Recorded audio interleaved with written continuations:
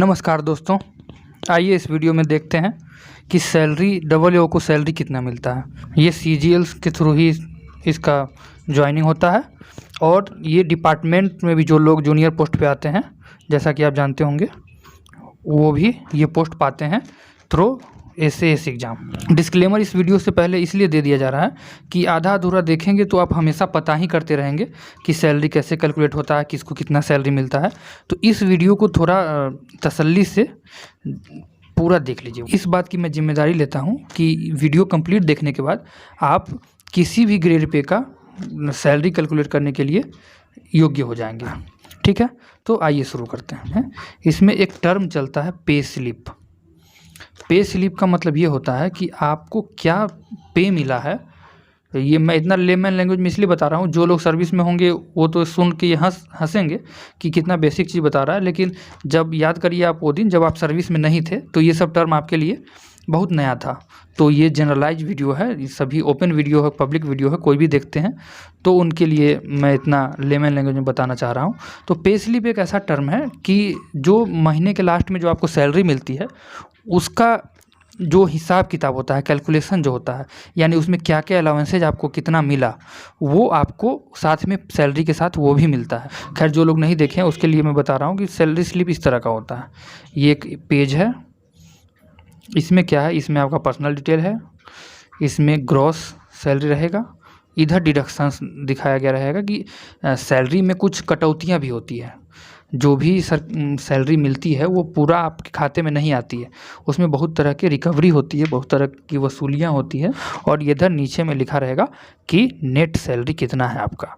तो ये स्ट्रक्चर होता है, नॉर्मल स्ट्रक्चर। अब हर डिपार्टमेंट अपने हिसाब से इसको कस्टमाइज करता है, लेकिन नॉर्मल स्ट्रक्चर यही होता है। तो देखिए ग्रॉस सैलरी। तो ग्रॉस सैलरी जैसा कि आपने थंबनेल में देखा होगा कि ये वीडियो डबल ए के लिए डेडिकेटेड है। तो डबल ए का मूल वेतन जो 7th पे कमीशन में, जैसा आप ये भी एक जानकारी जान लीजिए कि एक जो है वेतन आयोग सरकार गठित करती है हर 10 साल पे, एवरी 10 ईयर। जैसे 2006 में 6th पे कमीशन आया था, इससे पहले भी हर 10 साल पहले 5th 4th इस तरह से है। और अभी सबसे लेटेस्ट जो चल रहा है, अभी आप नौकरी पाएंगे या तैयारी कर रहे होंगे या सर्विस में होंगे तो आप जो सैलरी पा रहे हैं वो 2016 के पे कमीशन यानी कि 7th पे कमीशन की तरह। ये टर्म आप सुनते होंगे, मीडिया में सुनते होंगे, पेपर में सुनते होंगे, तो समझ लीजिए उसका क्या मीनिंग होता है। तो 7th पे कमीशन से आपको सैलरी मिलता है। तो उसी 7th पे कमीशन का जो स्ट्रक्चर बना है उसमें डबल ए के लिए मूल वेतन बेसिक पे जो है वो 47,600 रखा गया है, 47,600। ठीक है, तो बेसिक पे जो सैलरी निकालते हैं आप, ग्रॉस सैलरी जो निकालते हैं उसमें सबसे पहले क्या लेते हैं, बेसिक पे। तो बेसिक पे हमने ले लिया 47,600। ये अलग अलग ग्रेड पे के लिए अलग होता है। और मूल वेतन में एक ईयरली इंक्रीमेंट लगता है। जैसे प्रमोशन तो होता ही है, और प्रमोशन हो या ना हो हर साल एक इंक्रीमेंट का प्रावधान है सरकारी डिपार्टमेंट में, एवरी ईयर। पहले इसका एक ही डेट था, अब 2 डेट हो गया है, एक 1 जुलाई और दूसरा 1 जनवरी। यानी कि इसमें क्या होता है कि जब आप सर्विस ज्वाइन करेंगे तो जब आपका 6 महीना पूरा होगा, अगर 1 जुलाई को आपका 6 महीना पूरा होता है तो 1 जुलाई को ही आपका इंक्रीमेंट जो है लगा दिया जाएगा। और नहीं तो अगर 1 जनवरी को आपका 6 महीना पूरा होता है तो 1 जनवरी को लगाया जाएगा। और उसके बाद हर साल अगर आप जुलाई में पाए हैं तो जुलाई में, और जनवरी में पाए हैं तो जनवरी में, हर साल इंक्रीमेंट लगता रहेगा। पहले इसका प्रावधान था कि 3% आपका सैलरी बढ़ा दिया जाता था, इसको कैलकुलेट करके बढ़ाता था, इसमें बहुत मिस्टेक की संभावना बनी रहती थी। तो अब क्या हो गया है, अब एक पे मैट्रिक्स बना दिया गया है 7th पे कमीशन में, सरकार के द्वारा एक मैट्रिक्स बना दिया गया है और उसमें वो खुद ही कैलकुलेट करके उसको राउंड अप करके दे दिया है कि अगर अभी आपका बेसिक पे जब आप ज्वाइन करेंगे एज ए डबल ए तो 47,600 से स्टार्ट होगा। और ये कैलकुलेशन में बार बार हर डिपार्टमेंट अपना मिस्टेक ना करे, तो उस टेबल के हिसाब से करना है। तो इसके जस्ट ऊपर जो अगला है वो है 49,000।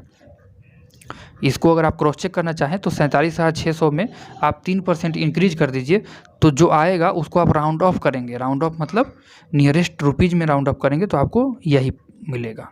ठीक है, तो ये समझ गए। थोड़ा थोड़ा मैं ओवरव्यू इसलिए दे रहा हूँ क्योंकि मैं पहले ही डिस्क्लेमर डाला था इस वीडियो में कि इस वीडियो में आपको संपूर्ण जानकारी मिलेगी। तो संपूर्ण जानकारी के लिए तो वीडियो को एक्सक्लूसिव करना ही पड़ता है, ठीक है, थोड़ा सा कंटेंट से रीच करना ही पड़ता है। तो आप ध्यान से सुने, 5 मिनट ज़्यादा लगेगा लेकिन आप कॉन्फिडेंट हो जाएंगे इस नॉलेज को लेके, ठीक है। तो आगे बढ़ते हैं।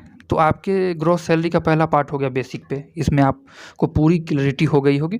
कहीं पे भी कोई डाउट हो तो आप कमेंट करेंगे, बहुत जल्दी उस पर रिप्लाई देने की कोशिश की जाएगी, ठीक है। अगला पार्ट होता है DA. DA means dearness allowance, महंगाई भत्ता। बराबर आप मीडिया में पढ़ते होंगे कि सरकारी कर्मचारियों की का महंगाई भत्ता इतना बढ़ा उतना बढ़ा।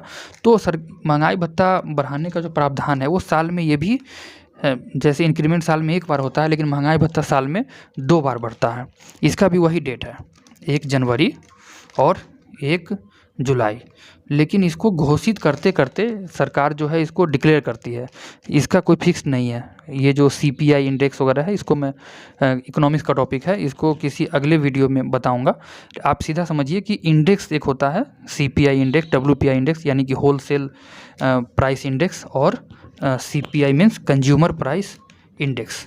तो इसके बेस पे ये डिफाइन होता है। तो जैसे जनवरी में जो महंगाई भत्ता देना है वो समझिए अप्रैल के आसपास, हर साल अप्रैल के आसपास सरकार कर पाती है अप्रोक्स। और जैसे अभी 1 जुलाई से भी ड्यू हो गया है, तो 1 जुलाई से ड्यू हुआ है डियरनेस अलाउंस, लेकिन सरकार इसको घोषित करते करते सितंबर अक्टूबर कर देती है। तो ये डियरनेस अलाउंस के बारे में ये समझ लीजिए। इस वीडियो में हमने 34% को ही लिया है क्योंकि एक्चुअल अभी जितने भी कर्मचारी है वो इसी रेट से महंगाई भत्ता पा रहे हैं। लेकिन इसी 1 जुलाई से जो अभी जो बीता है, इसी 1 जुलाई से डियरनेस अलाउंस ड्यू है। अब सरकार जैसे अभी मीडिया में चल रहा है कि 4% हो सकता है, 5% हो सकता है, 6% होता है, जो भी सरकार डिक्लेयर करती है वो इसी 34% में ऐड कर दिया जाएगा।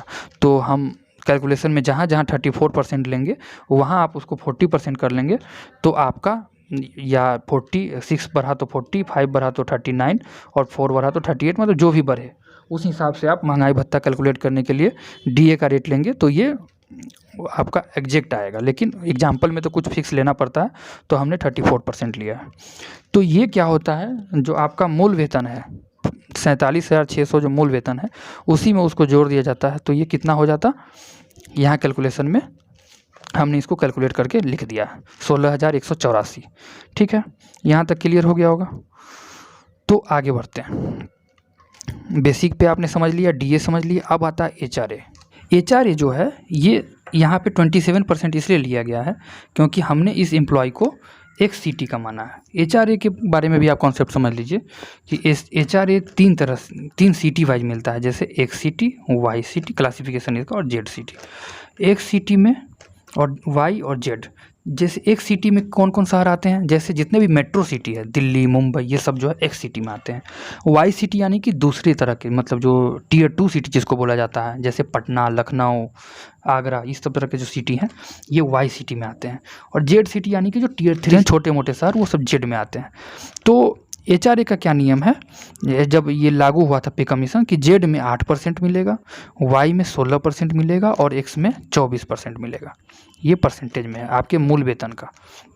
साथ ही साथ उसमें ये भी लिखा हुआ था कि जब महंगाई भत्ता 25% से ऊपर हो जाएगा, जो कि अभी 34% है, तो ये जेड वाले जो है 8 से बढ़ के 9% हो जाएगा, वाई जो है 16 से बढ़ के 18% हो जाएगा, और एक्स जो है वो 24 से 27% हो जाएगा, ठीक है। उसी रूल में ये भी लिखा हुआ है कि जब ये 50% हो जाएगा महंगाई भत्ता, तो ये 9 जो है ये 10 हो जाएगा, 18 जो है वो 20 हो जाएगा, और 27 जो है वो 30 हो जाएगा। तो ये आप कॉन्सेप्ट है, इसको आप समझ लीजिए ताकि आपको समझ में आए कि कहाँ पे कौन सा डाटा क्यों लिया जा रहा है, ताकि आप अलग अलग केस में अलग अलग ले लें। तो इसी थ्योरी के हिसाब से हमने HRA 27% लिया, क्योंकि हमने इस एम्प्लॉय को, जिसका एग्जाम्पल, जिसका हम लोग सैलरी निकाल रहे हैं, इनको एक सिटी का माना है। अगर आप कोई वाई सिटी में है तो इसको आप 27 को घटा के 18 कर लीजिए, कोई जेड सिटी में पोस्टेड है तो उसको 9 कर लीजिए। तो कैलकुलेशन है 12,852, ठीक है। तो आप HRA भी समझ गए, बेसिक पे, DA, HRA, ये तीनों में मेरे ख्याल से कोई दिक्कत नहीं होगा। अगर कोई दिक्कत है तो आप अभी ही कमेंट करिए, इसी वीडियो देखते समय ही कमेंट करिए और इसका रिप्लाई आपको मिलेगा श्योर। अब आते हैं आगे TPA पे।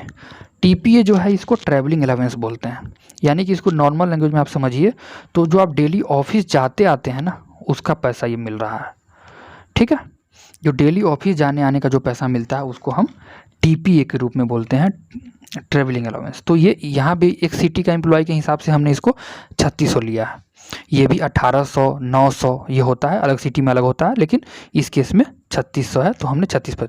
और एक बात और, ये जो 3600 टीपीए मिलता है इस पर महंगाई भत्ता भी मिलता है, डीए ऑन टीपीए। ठीक है, इसलिए किसी के पे स्लिप में देखिएगा ये दोनों एक ही साथ दिया रहता है तो लोग कंफ्यूज कर जाते हैं कि ये तो 1800 3600 है, यहाँ पे ये क्या 42 4300 दिख रहा है, तो उस पर महंगाई भत्ता ऐड करके होता है।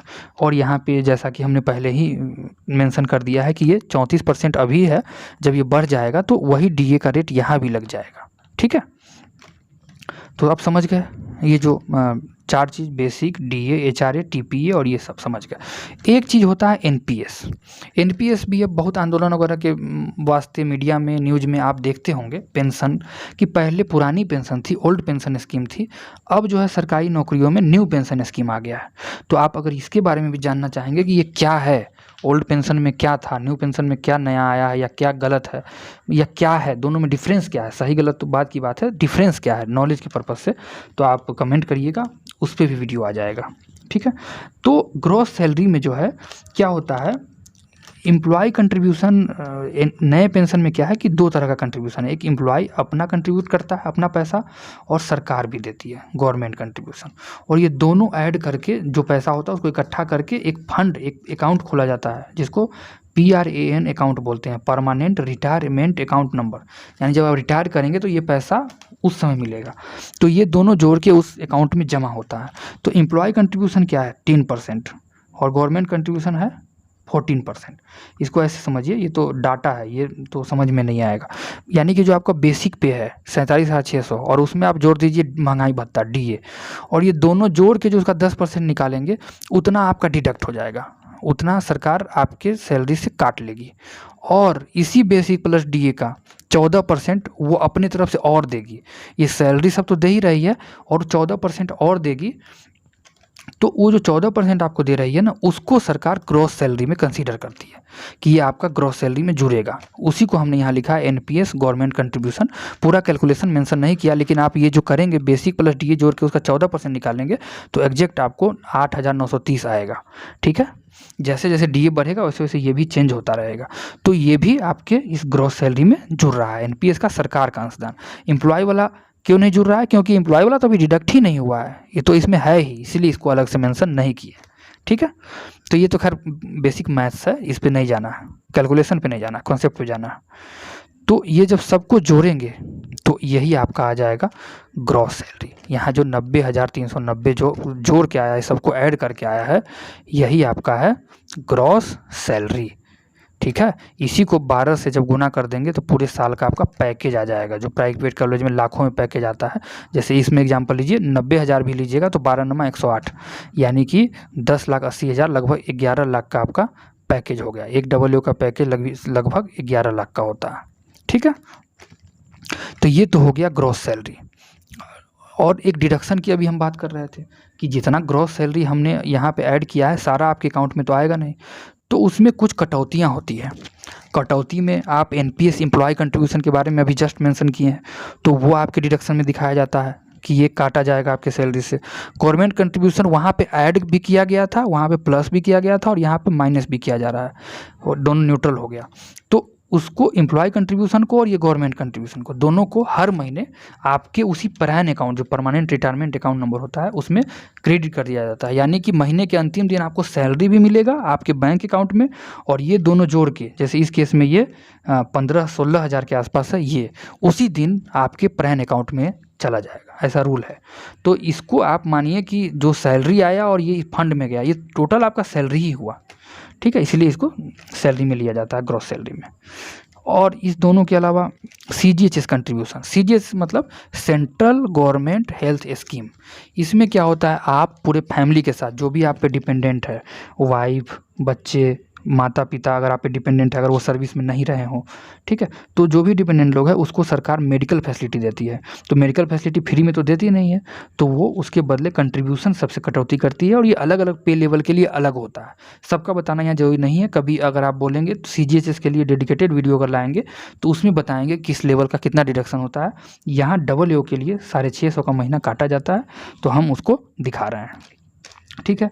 इसके अलावा एक होता है CGEGIS, central government employ group insurance scheme, ठीक है, यानी कि एक पूरे ग्रुप का इंश्योरेंस। इसको ऐसे समझिए ना, प्राइवेट कंपनियां भी इसको करवाती है कि उसके पास जितने कर्मचारी हैं ना, उस सब का इकट्ठे एक इंश्योरेंस करवा लेती है और सबका कंट्रीब्यूशन करता है।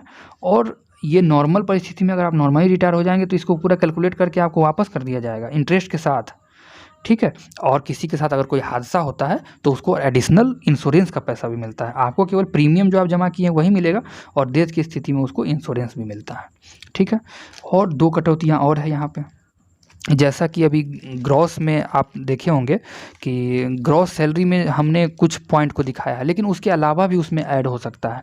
जैसे कभी कभी आपको स्पेशल पे मिलता है, कभी कभी आपको पर्सनल पे मिलता है। अगर आप प्लेयर हैं तो आपको कोई जो है और भी अलाउंसेस टाइप का कुछ मिलता है, तो उसमें और भी ऐड किया जा सकता है। लेकिन जो सबको जो मिलता है, जो जनरल है, उसी को हमने उस पॉइंट में लिया है।